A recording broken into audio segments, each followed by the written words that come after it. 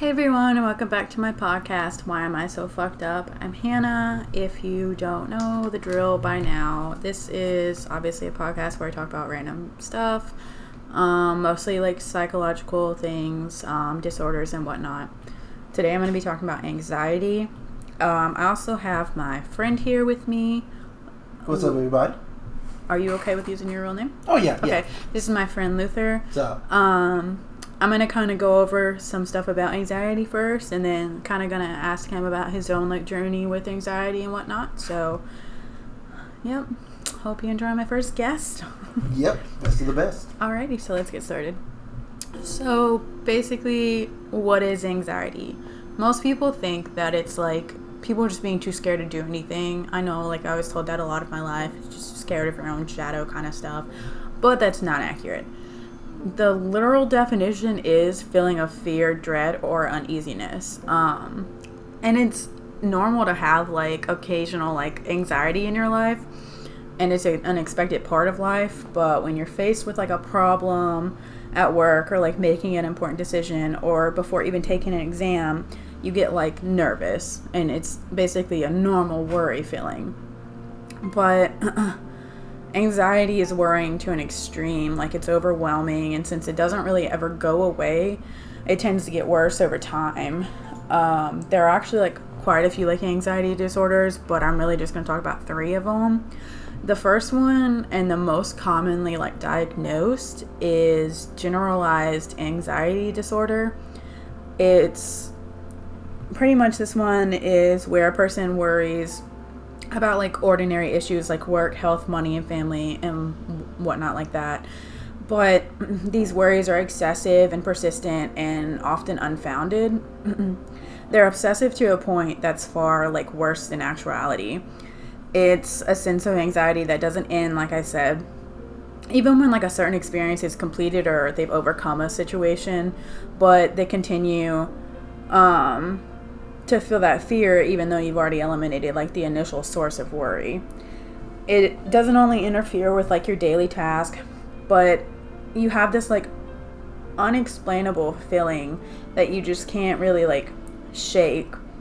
And it's almost like you're viewing your life from a new perspective, and your normal life stressors are too much for you, and you can no longer like successfully manage them.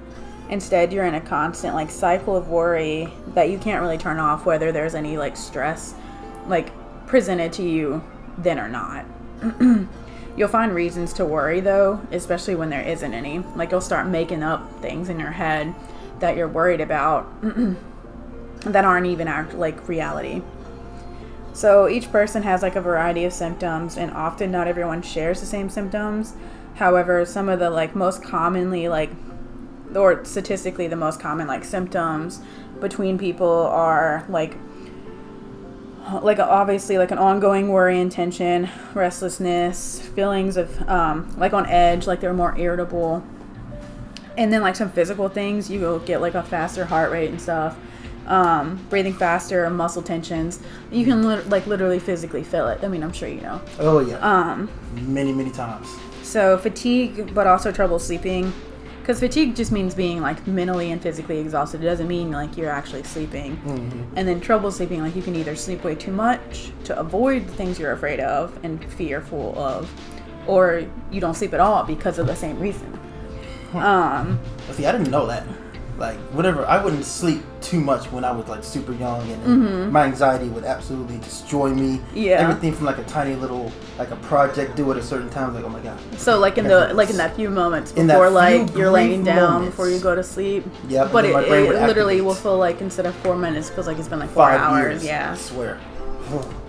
So like some other like symptoms that are actually like physical symptoms, and it is a little TMI, but not trembling, but trembling is one, like you're shaky and stuff. However, like you can be really nauseated, and a lot of people do feel like that. But also you can get diarrhea, and you can also actually end up getting irritable bowel syndrome.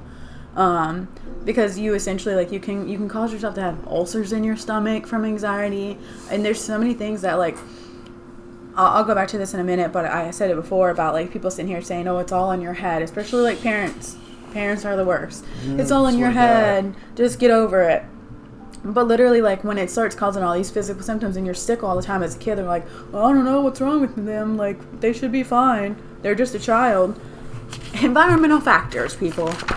Got a story about that, actually. A friend of mine, good old friend of mine, one of my first friends I ever made, right? Mm-hmm. He had terrible anxiety issues. He would be throwing up almost daily. Mm-hmm. And we were in, I think it was a speech class, and, making speeches and stuff. Yeah. And we had to find something we were really passionate about and write a good 4 or 5 minute speech, right? Yeah. My homie, God bless this man, my homie was up there for about 5 seconds. Just started the PowerPoint, right? And then he just stopped and just threw up. Right then and there. Just threw up. Wow. Right? Yeah, and I remember seeing him like, oh, fuck, that's my boy out there. So I went up there, I helped him, went to the bathroom, cleaned up, and I stayed with him the entire time because it was something game related. We both... Yeah. And, he got through it. But, like, that was the first time where I saw, like, his anxiety would do, like, right in class. Mm-hmm. Like, it'd be after class when he would, like, okay. And, like, it's all good, bro. It's all good. Yeah. We got through it. But, like, during it.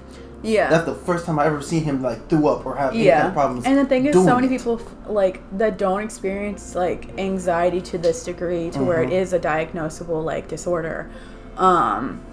Instead of like normal anxieties, they don't understand that it's not just a in that moment thing. It's not a present thing. It's not like, I feel nauseous and stuff right now, but anxiety is before this action, like let's say giving a speech. Anxiety is a lot before, during, and even after, because then you start having anxiety about like, okay, did they see me like shake? Did they see me like sweat? Did they notice I stuttered like 10 times and said like 6 times? Did Afterthoughts. All this stuff. And it's like, people worry about that anyway after speeches, but they let it go within a normal amount of healthy time. But people that worry and have anxiety disorders like myself and you, I'm not going to speak for everyone, but from my personal experience, I will overthink this till like the death of me until I lay down. And then when I lay down, I'm thinking about it. So I'll go to watch TV and then something will remind me about it. So I'll go back to thinking about it. A trigger that goes right back to what you were thinking about. I used to be like that. Like when I was young, it was so much worse. Like anxiety of situations, of going out to parties, of trying to like socialize. But like, I'm good now. Like, it was so bad. It was awful. Okay, well, I'm going to finish with the generalized anxiety disorder, like little tidbit. But yeah, so it's also shortened for GAD. So GAD can last every day for 6 months.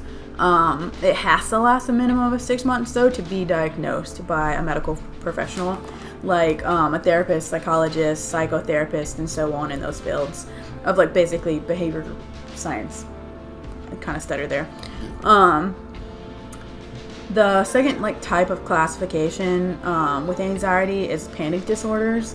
I do a lot of research before I do these podcasts, and like I didn't really want to dive too deep into panic disorders because there's no like direct cause of why people have them, because in order to do that they have to know why we have anxiety, and there's no exact reason of why we have anxiety.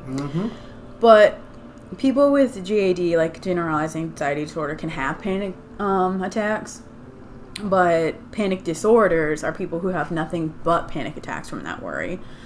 So with panic attacks, they're sudden and like repeated periods of intense fear, especially when there's no danger. Not to quote our parents by saying they're saying, oh, it's only in our head, but that part it is. It's not only in our head, it's our own head and our own insecurities, our own flaws that we think about ourselves, essentially being brought to life by something that we associate it with, whether we watch something, whether we look at something, and we associate it with this like negative connotation behind like, oh, well shit, okay. And then you just bring yourself down, and then you start worrying about like all this other stuff. So you can send yourself into a panic attack because you can like start to hyperventilate. Your breathing's faster, your blood pressure's up, and whatnot. And of course, like they come on really quickly, and they can last from several minutes to several hours. It can be so bad that like a lot of people have also said that physically it feels like a heart attack. I think I read this one thing where this woman said she was having a panic attack, and it literally felt like almost like pins and needles tingling in her arm, but then it was numb. And then I don't know like the physicalness of I don't know if that's how I want to word it. It sounds weird, but like the physical feelings that you have from a heart attack in your left arm, people say, I can't remember, it feels different or something. And then somehow I've heard something about like you can smell cheeseburgers when you're having a heart attack. If I smell cheeseburgers, that's not funny. That's some issues. But anyway, but that they compare it to people that have had panic attacks. I've had panic attacks, but the thing is, like, I'm like, how do these people know what a heart attack feels like though? They never had it. But anyway, true. That's beside the point. The last one is phobias. I'm going to do like a completely separate podcast on phobias though, because there's a lot of things that could be, phobias. Amen to that. With phobias, there's an intense fear of something, obviously. It's a phobia.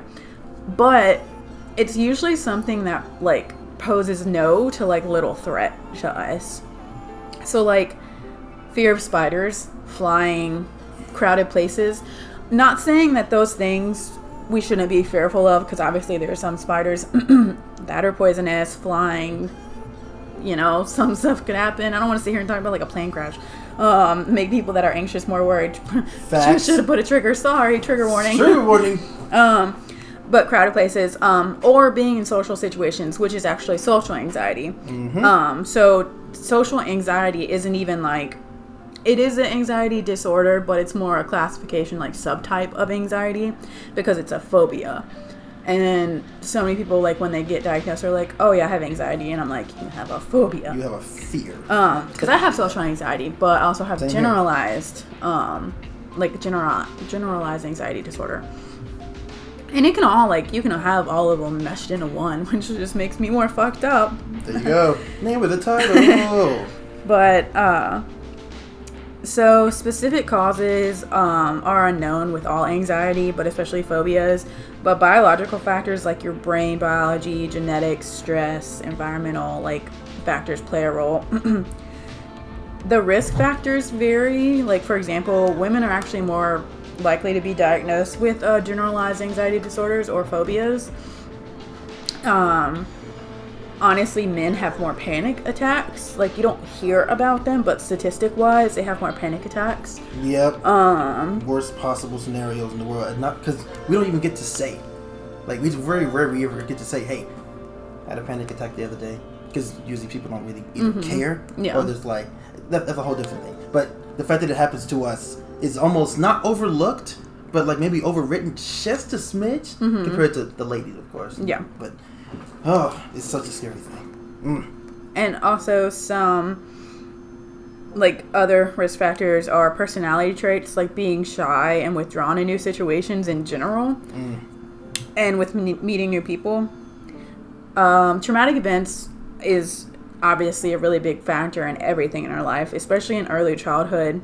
But also family history with like other people in your family that have anxiety or even other mental mental disorders. It's a biological factor and a genetic factor. Almost a lot of people are going to disagree with this, but almost to me, like alcoholism, like I believe there's a genetic component. Not saying if your dad or mom is an alcoholic, you're going to be an alcoholic, but I feel like you do have like a 25% chance more than someone whose parents aren't. So that's my opinion, but and also if you hear like paper and stuff, that's just my notes. I like to try to stay on topic for the most part. But I also, while researching like some stuff on anxiety, I kind of looked up some things of what like people said, what it kind of feels like, because we always, like, that's how we communicate. That's in therapy, in life. Like, that's how we like build relationships. So we're always trying to find ways to word it and to explain it where someone can understand. Even though we don't technically understand ourselves, it's like we're trying to as we're speaking almost. Yeah. So there are some, like, I have a few little things that some people said. In this one, it is going to sound like, not vulgar, but like it's just, it paints a definite like picture, especially to someone that has anxiety. But someone once stated, anxiety feels like a knife stabbing you in the chest with each breath you take. And that might sound exaggerated to people that don't have anxiety, but people that do, they felt that. So let's go back to the fact that anxiety can manifest physical symptoms. it's our body's way of trying to forewarn our subconscious that there's danger present. The danger being anxiety. Like, we end up getting a pounding heart, sweaty hands, tightness of our shoulders and chest. And every time we breathe, it's like a stabbing feeling, but it's also a heavy feeling. It's like something sitting on top of us while we're trying to breathe, and then it's stabbing us when we finally manage to get up from under that weight. If that makes sense. No, that's exactly how it felt. I mean, my very first ultimate, I need to go sit down and go away panic attack was my first time, like, on stage. My very first time on stage. I do theater. I did theater. I've been in like 8 different shows since. But first time in front of all those people, like, I was getting dizzy. I couldn't breathe, and it was just...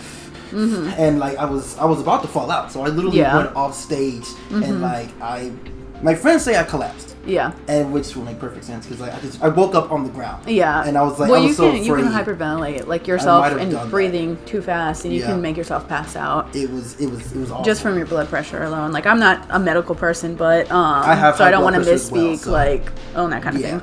Yeah, it definitely contributed to it.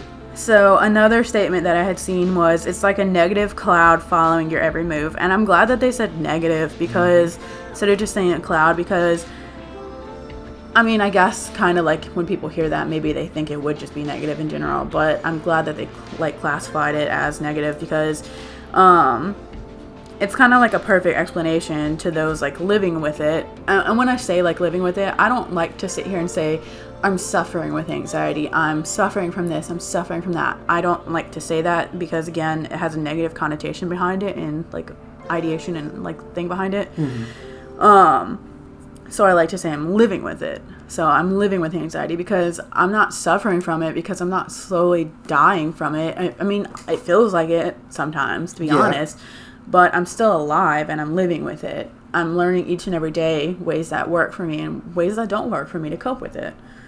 But, and like I said, even like when things are good, you feel a presence. It's kind of ominous, but you feel that presence. Yep. It almost like, if you believe in ghosts and whatnot, it almost feels like there's something by you. A spirit attached to you, like a spirit. I feel that. And it's unexpected when it hits, even though you're aware of it sometimes, and you know, some people get really good at that little tiny click where you can feel like something's about to happen. Yep. In your mental state. So another thing that someone said is, it's like an imposter hijacked your normal self. You look like you, but you act like someone completely different. You don't know this person. And I'm so bad with mine, because like I have depression as well as anxiety, and one or the other is like hard to deal with, but both together it's just hard as hell. Amen. But you know, depression makes you feel like that anyway, and it's almost like you're viewing yourself out of your body, and you're not, you know, I'm not like tripping on anything, but like it's almost like you can feel these feelings outside your body, because you're like, I know I shouldn't feel this way, and you're like trying to like motivate yourself. You're like, okay, get up, I need to do this, I need to do that, but like you just stay where you are, and typically that's in bed, like, you know, and it just gets bad. And with me anyway, like I would rather sleep all day than go out into the freaking scary ass world that I'm fearful of everything and everyone's freaking rejection and whatnot. And then I have my days where I'm like, okay, cool, I'm a bad bitch, I got this, I can do this. And then 5 minutes later when I walk outside, I'm like, oh God, those people are laughing, they're laughing at me. To the point to where like, it sometimes scares me, because I have like quite a few like paranoid schizophrenics in my family. And I know that's what anxiety is like slightly paranoia behind your fear. So like I always get like a slight little tinge. I guess my phobia would be having a worse mental illness than I do. Yeah, that would suck. Yeah. But not good. Not like to put my family down or anything. It's just growing up with that kind of thing and seeing that, like, it just really like scared me into not wanting to be like that. Yep. I mean, they don't want to be like that, you know, they didn't ask for that. I'm pretty sure I'm the only one in my family who has any of this. You're the only person that has like admitted. My main family. You're the only one that's admitted it and been diagnosed and admitted it. This is very true. So the last little like saying that I thought was relatable and pretty much like explains like how people with anxiety feel is, it's like an explosion in your brain sending your thoughts spiraling out of control. Right? God, Jesus, that's the one right there. Because, and the thing is, the explosion doesn't have to be big, you know, it could be something minute. It could be like man, I didn't do this. But then in your head, you're like, I can't fucking do anything right. Like, like and then it just sets you off. Yeah, like how fireworks would go off. One would go off, and then that one little thought will explode into another thought, and then it'd be a whole web of thoughts. And like, oh, I didn't do this one thing. What if I didn't do this and then other you thing overthink another about time? each thing, and then it makes it worse and worse and worse. And then next thing you know, you're done with the entire day. Oh. Alrighty, so that was kind of all I really had to say about anxiety, like in general. But I have some questions. So first off, your name, your age, introduce yourself. I'm Luther Ellis, 26 years old, gonna be 27 next couple days, weeks. I'm a YouTuber. It's my job, and I'll put your link down in there where they can go to it. Bet you probably wouldn't be able to tell that I have depression and used to be god awful anxiety. Way better now, just from my content. Like the severity is better. Oh yeah, bet. So okay. You got questions? I got answers. Let's do this. What you got? Cool beans. So not like going to a doctor or anything, but when we are young and we learn what anxiety is or what we assume it is, when did you first notice you had like your own anxiety, like your first moment? Not someone telling you that you have anxiety, but you finally being like self-aware and knowing this is anxiety. 2009, my very first day of middle school. Very first day of middle school. All these random people, all these loud noises, and like the 5th grade was like, it was like what do you call it? Catholic school. Went to a Catholic school. Oh, okay. Calm, collected, easy, right? Go to this random place, all these loud noises, all these crazy kids. I'm like, oh shit. And then I noticed for the first time I started to shake, right? I'm like, oh fuck. My heart started beating, and then when the teacher came in, I calmed down because I'm kind of used to that setting of like, okay, teacher's here, everything's calm. So first day of middle school, that shit was off. That shit was terrible. I'm like, 2009, you were in middle school? Yes, it was around the 2009, 2010, all that good stuff. Well, you're a year older than me. I was in 9th grade. Whatever year it was the grade I was in. I just remember middle school. I think 2009 was when I felt it, but I gotcha. Yeah. I was trying to make a timeline. I was trying to make a timeline myself, because I started. Okay. Boom. But yeah. Well, like I mentioned, were you ever told that it was all in your head? Every single solitary time. I'm gonna say. No, that's all good. So, like, you had mentioned earlier about, like, not being able to talk about it, like, I guess as, like, a man. Yep. Or just per your family. I don't know them, but I know enough. So, do you think that made it worse? Not being able to talk about all that terrible feeling? Absolutely. And being told it was all in your head. Being told it was all in my head, being told, oh, man up, you're good. Walk it off. It's fine. It would be something I could do if it was that simple. Yeah. But like being able to not talk about it for leaving all these years, like right now, it's one of the first times I ever talked about like stuff like this with you. But like it feels good because all throughout all those years, every single day, it was like kind of containing it. And like not being able to tell anyone will only make it worse. Like, man, I can't tell anyone. Or you're just stuffing more in the box. Exactly. Eventually a box breaks. Exactly. So did you ever go like to therapy or like a professional and they diagnosed you? Was it like professional or was yours a self-diagnosed? That's it. 2009 is when I got diagnosed with it. Okay, yeah. I remember you saying that year. Yeah, because I had high blood pressure and then I got anxiety and then everything else that went with it. So okay. Yeah, it was that year. So, and this might be a little bit too personal, not like I'm trying to talk about like not drugs per se, but I mean it is drugs like antidepressants, whatnot. Were you ever prescribed anything for your anxiety? And did you actually take it if you were prescribed? Yes and yes, but I don't remember what it was. I do not remember.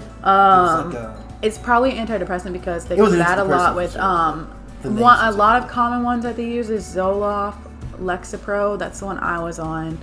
Zoloft, I want to say got recalled maybe. Ooh. But oftentimes antidepressants either do get recalled or just something like that because of what they are. And also it comes with a lot more side effects than it can make your symptoms worse as well as add on. But if it works, like it works statistically more, like that combination of chemicals works against the chemicals that are like wired in our brain. Like, and if it works for one person versus 9 million other people, and it helps that person, they're gonna continue to sell it. Yeah. Because I don't agree with like people pushing medicine on people. However, if it does truly help you and you're 1 in a million, then you need to take it. Like I used to. I was on Lexapro. A lot of people know on here that I had a stillborn. I know you're also recording as well. But if not, I've lost quite a few babies. But in 2015, my son was stillborn at about 8.5 months pregnant. Well, I had depression prior to. I was actually diagnosed, I want to say, at 17. It was either 16 or 17. And got pregnant, lost him, and I was also in a pretty abusive relationship. So it was very hard to go through all of that. And then my doctor wanted to temporarily put me on antidepressants. Mm-hmm. And I think it was a really low dose at first. But after 2 weeks, I wasn't feeling anything, and I didn't register. I was 19. That it takes longer than 2 weeks. It can take up to 4 to 6 weeks. It does. Some of them do react to your body after 2 weeks, but typically not in the way that like your body's not used to it yet. Yeah. So you need at least a minimum of 3 to like 6 weeks. They really say like 4 to 8 weeks, like 2 months essentially, and that is a long time. But you know, typically people that are on antidepressants go to therapy and whatnot, so they're doing talk therapy as well as medication, and like cognitive behavior therapy. But I didn't feel anything when I was first on. I think I was at 50 milligrams, and then I think she bumped it up to 100 milligrams. I felt it then, and a lot sooner than I probably would have had I just slowly been taking it. Well, I had just turned 19. Yeah. I wasn't too familiar with antidepressants. I took them for about 3 months after, and I did not like the way I was on them. Like, I was just catatonic almost, and inside my head, I was just like screaming, and like I wanted me to come out, my personality, and I was just like, it's in there, but it wasn't even dampening it. It was just like completely masked. It wasn't like a dampening like thing. It was just a mask completely. And that's okay. Like if your depression and anxiety are to that level, like I don't know how to describe that. If they're almost in a manic state, then it's needed for that. Yeah. And they have higher doses than 100, and also different like brands. But I didn't know you were supposed to wean off. That was the whole point of that. I didn't know you were supposed to wean off, and I flushed them all down the toilet and started like having crazy ass dreams for like 2 weeks. Oh gosh. Like morbid, vivid dreams, and like I've never like done any like hardcore drugs or anything, but that's what I pictured an acid dream would look like. Bruh. But okay, so you said you were diagnosed or whatever, so clearly you went to counseling or therapy of some sort, but did you ever were you ever in therapy, and if so, did it like help you at that time, or do you think it hindered you? We had kind of middle school therapy, like a therapy room we would all go to, like if you know the classroom had an attack or after class or something like that, and like it felt good to kind of talk about it because I really didn't know what exactly was going on with like anxiety attacks and stuff like that. But it definitely helped. It helped so much to talk about. You said it was in middle school or high school? This was middle school. Yeah, I think middle school. Okay. It wasn't that bad high school. Well, yeah, I mean, even in high school or middle school, like you're still developing at that point. Like your brain's still developing. I mean, it really does until about 25, 26 anyway. Yeah. So you were still like learning, and you couldn't wrap your head around it because you weren't meant to. Yeah. And like, that's like what kills me with that saying, like, it made you stronger. Okay, I was a kid. I didn't need to make me stronger. I need to be a kid. Yeah. Exactly. And like with that, I also had I diagnosed with high blood pressure, right? And my mom was freaking the fuck out because she didn't know what was going on here, and like all that put together, and like anxiety was there, but it was like I was going off for the football team at that time too. So like I couldn't play football. All that training was almost for nothing. I had to lose weight and everything before I was able to play football. So like all that culminated together with the anxiety attacks that I would get, and I didn't know what the hell was going on there. Yeah. It all just made it all just stressing worse. A little too much. I thought it was all too much stress. The doctor at first thought it was all too much stress, but then I told him, well, I was sick again, and I was like, and they're like, oh, okay, you got some anxiety issues. I'm like, yeah. Yeah. So when the doctor did they refer you to a counselor or a therapist? Oh no, he just gave me like medications. Oh, he prescribed it and he diagnosed you. It wasn't like a mental health No, it wasn't self. I'm saying like it wasn't like a therapist or anything like that. Like in the mental health field. Doctor. Okay, not saying they can't. They can. Yeah. But and no offense to any like doctors or future doctors, but they often rush into diagnosing stuff like that. Mm-hmm. I'm not saying that it's not like depression or whatever, but they're quick to like just do it and prescribe whatever. Like the number one thing is right then for it.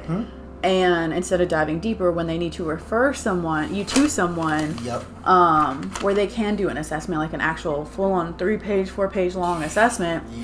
And it might be annoying, but like that's the things that help us. Like I say us, I'm not even a therapist yet, but you know, things that help like, you know, as a therapist, like them to know what the foundation of your entire like journey needs to be in that relationship, in that like session, each session that you come in. So if that makes sense. Yeah. Okay, and I kind of only really have like one question left. I mean, I'm sure like there's more shit we can talk about, but go for it. So what are some strategies that you have used, healthy strategies that you have used to cope or kind of elevate some of that anxiety, like decrease it? Oh, working out. 110%. Working out. Before I had YouTube with a job, I still played games, so playing games. Do you think your job hinders or helps? Or is it like a day-to-day basis? When I first started, because I was afraid of the camera, I was completely kind of camera, so I was like, okay. But like FA, that is rain. But if you hear that, it's raining. It's raining. It's raining right there. But definitely like when I got kind of used to like the camera and doing YouTube and started talking, without a doubt, it is 110% help. 110%. And like doing shows and stuff when I was like when the anxiety attacks hit me when I was doing like I can't think of the stuff. No, shows. Like the theater. Theater, that's it. Doing theater, the more things I've done, like the more parts I got, made it way easier for me. Yeah. So like my journey, I guess, wasn't with antidepressants and stuff completely. Yeah. And things like that. But like the things that I've done have kind of helped me. Oh yeah. Like I used to not be able to go out. I used to stay here or stay in my home all the time. Didn't want to do nothing, all that stuff. And like it would scare the fuck out of me. Like going out to eat by yourself or something and like sit down. I honestly was slightly like relieved when COVID happened because like I still have a lot of those tendencies where like especially with social anxiety, I don't want to word it this way and say I'm so scared to go out in public, but essentially it is. It's not like I don't know the name of that disease where people literally they don't leave their house at all. You know what I'm talking about? I think so. It's like a mental disorder, but and it causes them they don't want to leave. Yeah. Because that's their comfort zone, and I get that. But I'm not like to that extent. But honestly, I feel like if like the mandate would have like literally locked us down, like to I mean, I was working in hotels, and I don't know why they considered this essential. I mean, I guess some people that didn't have homes, obviously, but not a lot of people have money, so we had like flat guests. But anyway, beside the point. So had I been at home, I feel like it would have made it a lot worse. Yeah. Really like random like things that have helped me is I used to like shit on the fact of like people journaling and stuff. Not on the like, not that like, but when you're a teenager and you're like forced to go to counseling in middle school and they tell you, oh, just journal, just write your stuff out, just write all your trauma. No, literally all I'm gonna write in this is Dear Diary, I hate my life. The end. And I want to die. Not to be dramatic, but like that's how I felt because I didn't understand what I was going through and I didn't want to talk about it because I'm like, okay, well, what if nobody else feels like this? Exactly. Like, what if they think I'm just like another freaking Ted Bundy or a serial killer or something? Thought you were crazy. And exactly. And not even just thought I was crazy, but genuinely thought like I was gonna like do something to harm someone else and myself. And I'm just like, no, like this is why. Like, I mean, even from the time when we were children and in school to now, like. A lot of people are still very close-minded, but there's so many more people that are so open-minded now. And there is still a big, like, taboo on mental health and talking about it. But there's also the complete opposite end where there's this, like, giant movement and, like, revolution, basically, of mental health and, like, awareness. And it's, like, a big trending thing right now is to bring awareness to it. Like, I mean, hell, podcasts, like, YouTube, and just all kind of stuff. But I feel like having, like, this podcast helps because I can talk about like things like that I have and like I said in my last one, like kind of like a joke of why I'm so fucked up. Like that's another thing. Like, I mean, we ask ourselves that all the time. Why am I so fucked up? Why can't I do anything right? Like, what the fuck is wrong with me now? And it seems like, you know, I have this like long list of things that are wrong with me. And I say it like that, but it's not. It's things that I'm living with. It's things that I'm dealing with. And I think I'm doing fairly okay. I haven't always made the best decisions. I haven't always like coped in the healthiest ways. Like, honestly, I've drank and smoked way too much in like a really long time. I mean, not recently, but like, and then, you know, I have my artwork is a good outlet as well. And I know, like, you're recording on yours, so I guess I should mention, like, I do artwork, too. Yes, indeed. But, so, my artwork and stuff, but I do siblings, and it takes patience. And then, so I'm constantly thinking while doing these. Yep. I can't just solely focus on it. I have to make sure, like, I'm completely focused on it, or it's going to turn out like shit, instead of, like, you know, the ones that you have over there. But, and that's helped. And honestly, journaling has helped. And because... I don't know why, but as a kid, you know, they teach you to write in school and stuff. And, like, when you do go to actually write in a journal, you're like, well, how do I set this up? What do I write? What do I talk about? Where do I start? Do I start from my birth? I mean, it's a diary. It doesn't need to know my life story, but does it? Because... Right, because at the beginning, right? I don't... But, and exercise does help, like, in general. Like, it I'm going to say it wrong, but... Honestly, it's almost like sex. It like releases endorphins and serotonin. Yes. So like if you have like a headache or cramps or something, if you like exercise, not rigorous exercise. Got my waist right there. Yeah. That's what it do. So it does that. So it balances it out a little bit. And when I played football, we work out every single day. Yeah. 2 days even. And then like, even sports, because like your mind is on whatever you're doing at that moment. I at least know for like with me with softball. Me and football. Sir. I was solely thinking about the game at that time. And that was it. And that was the only thing on my mind. I didn't have time to like worry about everything else because all I was thinking about was softball. Yep. And I did think about it like every now and then, like if I were walking up to the plate, I'm like, oh God, what if I like miss? What if they think I'm just a shitty player? What if they think that I can't hit shit? I couldn't. I wasn't a shitty player. I had the fastest swing on the team, but I never connected with a damn ball. Get him. We had 11 games and lost every single one of them. But to be fair, been there. our Dixie team literally was supposed to be 11 to like 15-year-olds and then 15-year-olds to 19-year-olds. We didn't have enough for 2 separate teams. So guess who got put in to a giant group of 11 to 19-year-olds? Beautiful. And guess who was got paired up with a little 4-foot little 11-year-old to play, to warm up with. But anyway, that's beside the point. Nailed it. You love to see it. But... yeah, so this was Luther, and appreciate you listening to us. If you actually listened all the way through, thank you. Yes. If not, then oh well. You missed out on some good stuff. But join her next time. Yep. And hopefully me, because I want to come back on here. Yeah, we will definitely come back on. I'm going to have some other guests as well in the future pretty soon. So looking forward to that. If you have any questions, comments, or whatever, or requests, then you can just comment or message me directly on my podcast. And I'll also put a description to Luther's YouTube channel. Yeah. And yeah, have a great day.